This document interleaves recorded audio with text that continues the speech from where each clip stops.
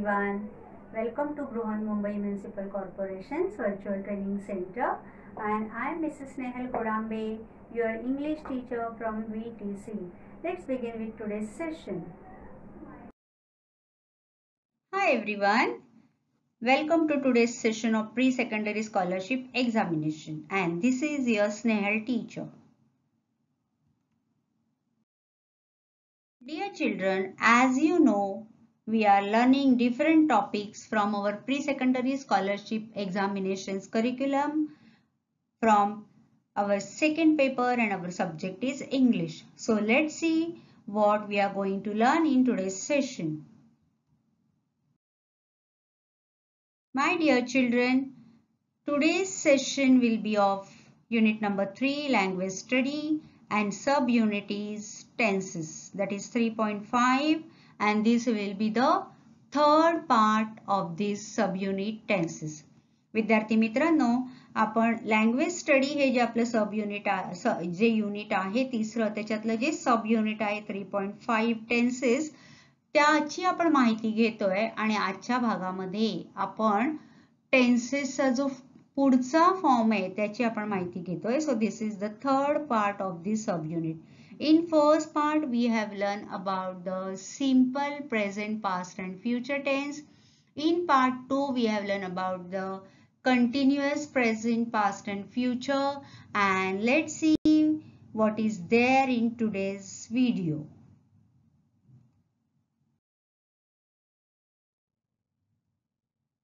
So we are learning different forms of verbs, that is tenses, which indicates the tenses.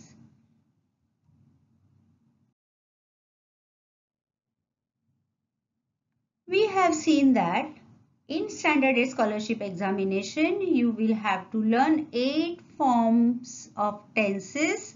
They belong to 3 distinct family, right? Which are the main family?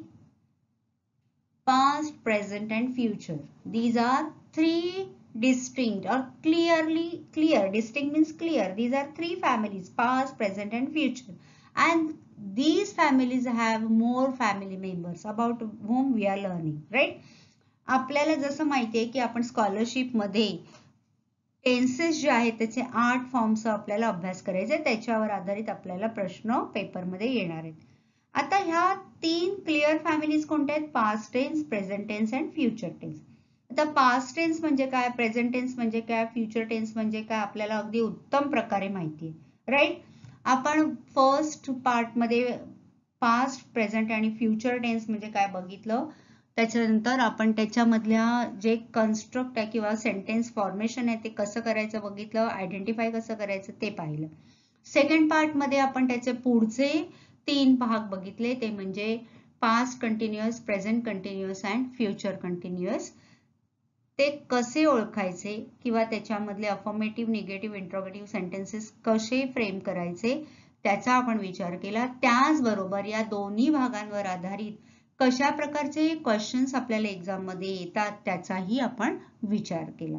Now this will be the next and the last part of this subunit tenses. So let's see what you will get to know in this video. Now you can see some pictures over here.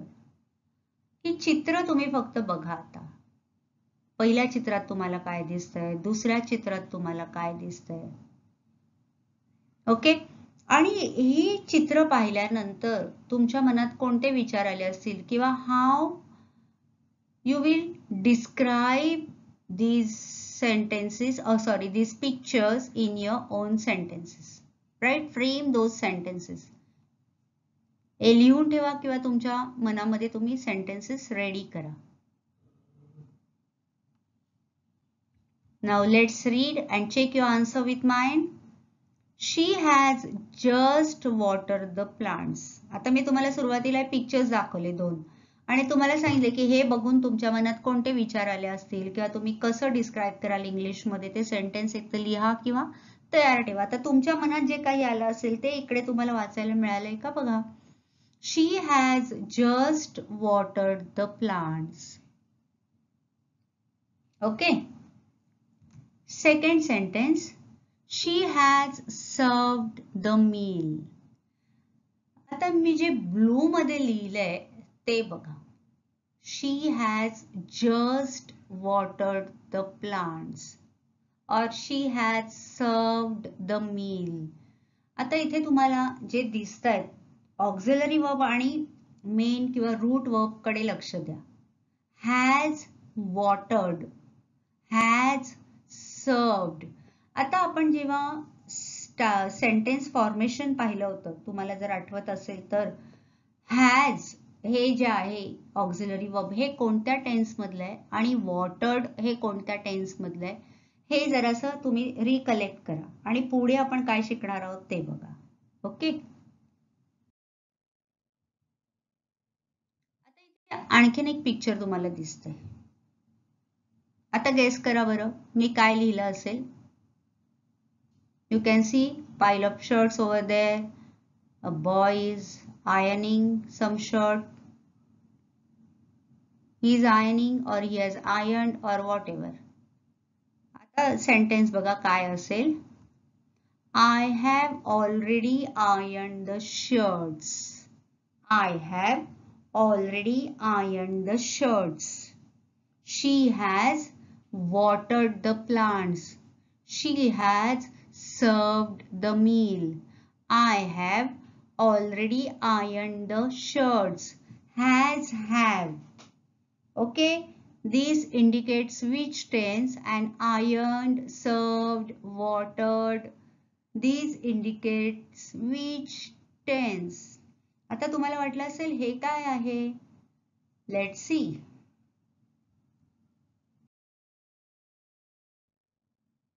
So these sentences are from present perfect tense. हे जे तुम्ही आता काही sentences वाचले, they are from present perfect tense. So now you must be curious about knowing when do we use present perfect tense. So let's see, when do we use present perfect tense? We use the present perfect tense to talk about completed actions. Look at the words in blue. We use the present perfect tense to talk about completed actions, the actions which are already completed, and we used their present perfect tense. एखादी गोष्ट करून पूर्ण झालेली आहे ते show करायला आपण present perfect टेन्सचा उपयोग करतो. बघा अजून एक एक्झाम्पल तुम्हाला मी दाखवते. He has driven 500 kilometres so far. Has driven, the action of driving is already completed. So has driven, has is from present tense and driven I talk about it. Read one more sentence. She has read 200 pages of the book. She has read. Now this is not read, this is read. Okay? Read, read, read. Drive, drove, driven. So this is known as PP, past participle, third form of the verb from the tense. Okay? She has read 200 pages of the book. Now see here. तुम्हाला मी आता आणखीन काही examples दाखवते म्हणजे तुम्हाला याची भरपूर practice मिळेल. प्रेझेंट परफेक्ट टेन्स कसा ओळखायचा ही वाक्य तुम्ही वाचा इथे. तिकडे तुम्ही ऑक्झिलरी वर्ब आणि मेन वर्बचा फॉर्म बघा कसा आहे आणि जाणून घ्या. Has lived, how you can frame sentence with this. She has lived here all her life. Have written, they have written 3 letters already. Have written. आता has, have हे तुम्हाला नाउन वरून कळते. If it is singular, has. If it is plural, have. Have worked. I have worked here since I graduated school. आता तुम्हाला has तुम्हाला माहिती आहे जर थर्ड पर्सन सिंग्युलर असेल तर आपण has वापरतो. बाकी I, we singular plural, you singular plural आणि देला आपण हॅव वापरतो. राईट, हे तुम्हाला माहिती आहे. सो हिअर तुम्ही म्हणाल की मगाशी तुम्ही देला प्लुरल म्हणालात मॅडम, म्हणून इथे मी क्लिअर करते. I have worked here since I graduated school. Has done. He has finished his homework. He, she, it. Third person singular. So he has finished his homework. The action is already done. He has finished his homework. Have been. We have been to Canada. आम्ही कॅनडाला जाऊन आलो असं. Has forgotten. She has forgotten her folder. आता हे जे तुम्हाला दिसतंय ना, lived, written, finished, forgotten, याचे लक्ष द्या. हे आपण त्याला PP किंवा पास्ट पार्टिसिपल असं म्हणतो. Past participle. Okay. I have seen that movie 20 times. Have seen. Have traveled. People have traveled to the moon. And has been. This has been a typical day for me. तुम्हाला इथे मी has आणि have घेऊन present tense मधले sentence perfect tense मध्ये कसे आपण frame करू शकतो ह्याचे काही एक्झाम्पल्स तुम्हाला इथे मी आता दाखवले.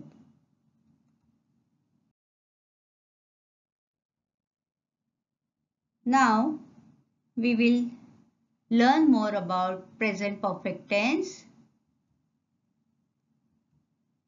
बघा, आता जे मी तुम्हाला जो चार्ट सांगितला, I, you, we, they असेल, then we go with have. I have, you have, we have, they have. आता इथे I फर्स्ट पर्सन सिंग्युलर आहे, you दोन्ही येतं singular plural, we plural, they plural. Okay. I have drunk the milk. You have drunk the milk. We have drunk the milk. They have drunk the milk. आता I, you, we आणि they ला have लागतं आणि जो मी तुम्हाला purple colour मध्ये दाखवलाय तो ड्रिंक, त्याचा पास्ट टेन्स ड्रँक आणि पास्ट पार्टिसिपल असतं ड्रंक. थर्ड फॉर्म V3 आपण म्हणतो तसं. ओके. आणि तुम्हाला ऑफकोर्स इकडे वर्बचे PP पास्ट पार्टिसिपल्स माहिती असले पाहिजे. Then you will identify present perfect tense और perfect tense. If it is third person singular he, she and it, then you have to take has with it. He has drunk the milk. She has drunk the milk. It has drunk the milk. Okay. मगाशी मी तुम्हाला verbally सांगितलेलं, orally सांगितलेलं, आता तुम्हाला इथे मी हा chart एक example घेऊन लिहून दाखवलाय. तुम्ही पण असे भरपूर सेंटेन्सेस तुमचे वर्ब्स घेऊन प्रॅक्टिस करा. Now see, we will see how the affirmative, negative and interrogative sentences are framed in present perfect tense. आपण इथे स्ट्रक्चर बघतो. जसं मी तुम्हाला कंटिन्युअस मध्ये दाखवलेलं, सिंपल मध्ये दाखवलेलं, तसंच प्रेझेंट परफेक्ट टेन्स पण मी तुम्हाला तिन्ही फॉर्म मध्ये इथे सेंटेन्स फॉर्म्युला दाखवते किंवा स्ट्रक्चर दाखवते. After watching this video, you can copy this chart in your notebook and you can practice accordingly. Okay. See, in affirmative sentence, what is the formula? Subject plus have or has. आता आपण भरपूर sentences असे पाहिलेत. Plus verb. V3 म्हणजे काय तुम्हाला मी आता सांगितलं. Drink, drank, drunk. Okay. Drive, drove, driven. त्याला V3 म्हणतो. Past participle किंवा third form of verb plus object. बघा आता एक सेंटेन्स घेतलंय. He has completed the mission. He is the subject. Has third person singular. Verb V3 completed. Complete, complete, completed, completed. काही जणांचं past tense आणि second आणि third same असतं. Okay. And the mission is the object. As usual, if you want to form negative sentence, you will add not. Rest of the formula is same as in affirmative sentence. Subject plus have or has plus not plus verb, that is V3 plus object. He has not completed the mission. आणि interrogative करताना तुम्हाला माहिती आहे interchange करायचं auxiliary verb with subject. Have or has will come in the beginning of the sentence, which will follow with the followed with the subject, then verb plus object, and one thing you should not forget, that is question mark in interrogative sentence, right? Has he completed the mission? आता जेव्हा आपण types of sentences बघितलेले तेव्हा आपण ह्या सगळ्या प्रकारांबद्दल, ह्या फॉर्मेशन बद्दल, ह्या स्ट्रक्चर बद्दल, फॉर्म्युला बद्दल डिटेल मध्ये आपण बोललेलो आहोत. तरी इथे मी टेन्सच्या संदर्भात तुम्हाला हे फॉर्म्युलेस पुन्हा इथे दाखवते. Okay.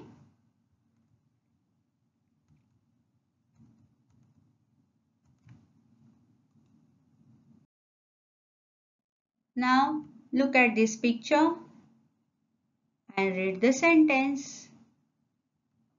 When he arrived at the station, the train had left. When he arrived at the station, the train had left. Had left. Had आता तुमच्या लक्षात आलं असेल आपण कुठच्या टेन्स बद्दल बोलतोय.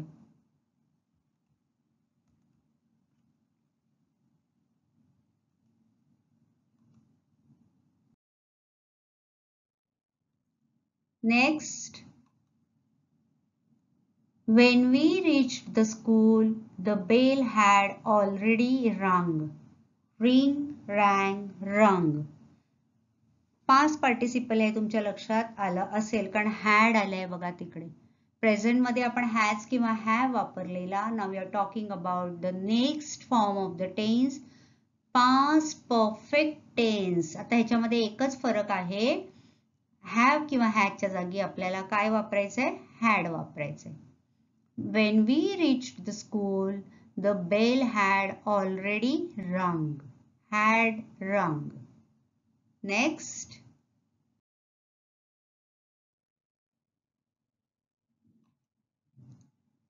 Now we will learn that when do we use past perfect tense. आता आपण दोन sentences बघितले. Okay, now we will learn about how and when to use it. We use the past perfect tense for an action that started and finished in the past period. आपण बघा past continuous मध्ये पण आपण हे बघितलेलं की action past मध्येच झाली आणि पास्ट मध्ये सुरू झाली तिथेच संपली आहे. तसंच पास्ट परफेक्ट मध्ये सुद्धा the state of action it has begin in the past and finished in past itself. भूतकाळात सुरू झाली आणि भूतकाळातच संपलेली आहे. आता इथे एक्झाम्पल्स बघा. I noticed that he had left his books behind. आता ही बुक लिव्हिंगची ऍक्शन पास्ट मध्ये सुरू झाली आणि पास्ट मध्ये संपली आणि मी नोटीस केलं ते पण पास्ट मध्ये केलं. आय नोटिस्ड, ईडी लागलाय बघा. That he had left his books behind. So बघा पास्ट ऍक्शन नोटिस्ड आणि had left is past perfect, right? येतंय लक्षात? We use the past perfect tense for an action that started and finished in the past period. So, noticing, the action of noticing is already completed in the past and he had left. That set of action is also in the past period. So, it is known as past perfect. ती क्रिया तिकडे पूर्ण झाली आहे, perfect. So these type of sentences belongs to past perfect tense. आता तुम्हाला कळलं असेल past perfect tense करण्यासाठी कोणत्या गोष्टींचा वापर केला जातो. Let's see. The formula for the past perfect tense is had plus PP, that is past participle. Very easy. सगळीकडे तुम्हाला हॅड वापरायचे आणि त्याला पास्ट पार्टिसिपल लावायचंय. It doesn't matter if the subject is singular or plural, the formula doesn't change. आता आपण present मध्ये बघितलं, if it is singular you use has, if it is plural you use have, right? But if you want to identify or if you want to frame the sentence in past perfect tense, you will take had with all the subject, though it is in singular or it is in plural form, right? The formula doesn't change. The formula is fixed, that is had plus past participle. आता past participle म्हणजे काय तुम्हाला माहिती आहे, मी तुम्हाला सांगितलं V3 third form of the verb. आपण present past आणि जो पुढचा फॉर्म असतो त्याला पास्ट पार्टिसिपल असं म्हणतो. त्याचा एक चार्ट तुम्ही तयार करून ठेवा. जे जे वर्ब तुम्हाला तुमच्या वाचनात येतील, इंग्लिशच्या बुक मधले किंवा स्कॉलरशिपचा अभ्यास करताना लगेच तिथे तुम्ही प्रेझेंट, पास्ट फॉर्म आणि पीपी असे तिन्ही पटापट लिहित जा. Now we will learn more about it. The formula for the past perfect tense is had plus past participle. We have learned that it doesn't matter if the subject is singular or plural, the formula doesn't change. Let's see some examples. They lost many of the games because they had not practiced enough. बघा, had plus past participle practiced. Practice, practice, practice. काही वेळेला second आणि third form same असतो. Okay, we will see some more sentences. She had established her company before 2008. आता इथे वरच्या sentence मध्ये they, it is from the plural form of the noun, पण she is a third person singular. पण बघा formula तोच आहे, had plus past participle. Established, established, established. Next sentence. He had never played football until last week. Had played. Had plus past participle. Next sentence. I had fallen asleep before 8 o'clock. आता किती वेगवेगळे subject इकडे मी तुम्हाला घेऊन दाखवलेत बघा. They, that is third person plural, she third person singular, he third person singular, I first person singular. वेगवेगळ्या form मध्ये तुम्हाला हे वापरून दाखवलंय, but the formula remains the same. had plus past participle. Now we are going to learn about the next tense, and that is future perfect tense. आपण बघितलं की 3 distinct families of tenses are there, that is past, present and future. We have learned about simple present, simple past and simple future. We have learned about continuous past, continuous present and continuous future or future continuous. We have learned about the present perfect, we have learned about the past perfect. Now this is the turn up of future perfect tense. Now you can see here a picture of an old man. Now what is he thinking? He will have retired by the time he is 60. He will have retired by the time he is 60. तेव्हा जेव्हा ते 60 वर्षाचे होतील तेव्हा ते retired होतील किंवा retired झालेले असतील. He will have retired. आता तुम्ही बघा, जरी फ्युचर टेन्स असला, ऑक्झिलरी वर्ब विल आपण वापरलाय, तरी वर्ब बघा retired. Okay,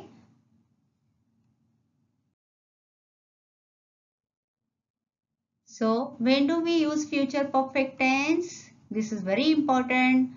The future perfect tense is used to describe the actions that will be finished by some specific time or date in future. आपल्याला माहिती असेल एखादी गोष्ट ह्या वेळेला भविष्यात घडणार आहे, त्या वेळेला आपण फ्युचर परफेक्ट टेन्स वापरायचा असतो. आता 60 वर्षाचे ते कधी ना कधी होणार आहेत, तेव्हा ते रिटायर्ड होणार आहेत, तर we know that. Okay, so that action will be finished or completed in that specific time. or on that specific date in future. Okay. बघा इकडे तुम्हाला एक मी छानसं सेंटेन्स करून दाखवते. I will have learned future perfect tense by the end of this session. आपण आजच्या भागाबद्दल बोललो तर कसं आपण बोलू? I will have learned future perfect tense by the end of this session. या सेशनच्या एंड पर्यंत मी फ्युचर परफेक्ट टेन्स म्हणजे काय हे शिकलेला किंवा शिकलेली असेन. You know that specific time मध्ये तुम्ही हे शिकणार आहात हे तुम्हाला माहिती आहे. So there you can use future perfect tense. I will have learned, will have plus PP or V3. Okay.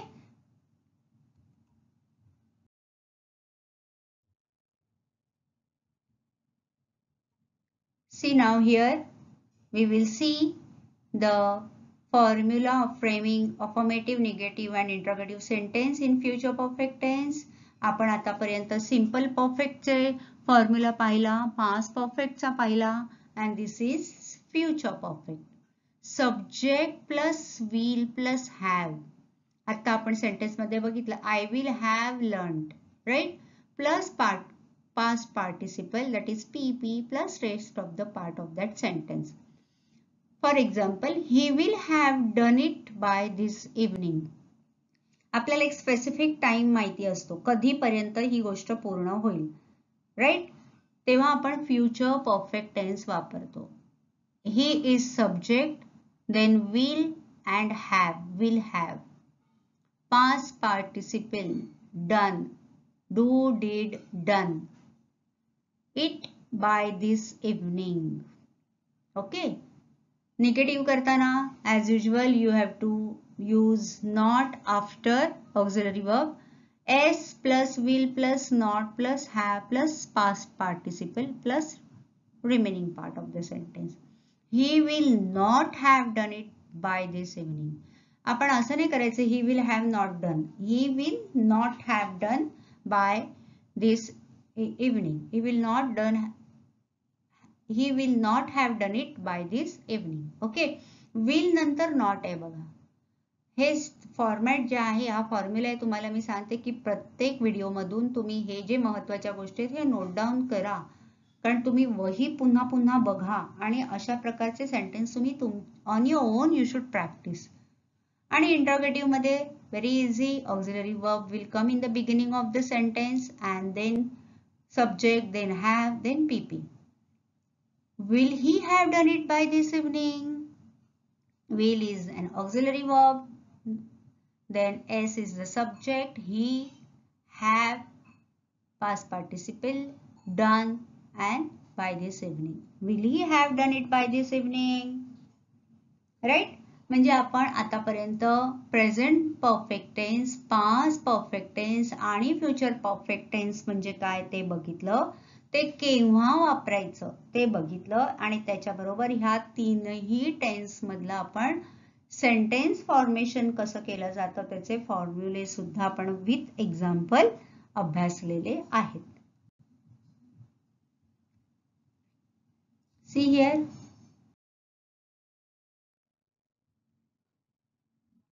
Now, once again, we will see some more sentence on future perfect tense. See the formula: subject plus will plus have plus past participle. I will have finished this book. आता आपल्याला वाटतं की will the future आहे आणि finished तर आपल्याला past tense वाटतो, पण फ्युचर परफेक्ट टेन्स साठी हे वापरायचंय कारण ती गोष्ट भविष्यकाळात झालेली असेल बाय द टाइम हे आपल्याला इंडिकेट करायचंय. परफेक्ट टेन्स आहे हा, राईट? म्हणून तुम्हाला लक्षात आलं असेल की तीनही फॉर्म मध्ये आपण अशा प्रकारे पास्ट पार्टिसिपल वापरलेला आहे. फक्त आपण ऑक्झिलरी वर्ब तिकडे चेंज केलेला आहे. I will have finished this book. You will have studied the English tenses. Will plus have plus PP. Study, studied, studied. She will have cooked dinner. He will have arrived. we will have met Juhi by tomorrow or day after tomorrow, whatever. It will have stopped raining. By the end of the October, it will have stopped raining. Or when we are planning for the picnic in month of December, so by the time it will have stopped raining. Okay, आपल्याला माहिती असतं, generally idea असते. They will have left for Pune. By the time next मंडेला ते पुण्यासाठी निघालेले असतील. म्हणजे एखादी गोष्ट जर फ्युचरमध्ये घडणार हे जर आपल्याला माहिती असेल तर आपण फ्युचर परफेक्ट टेन्सचा वापर करायचा.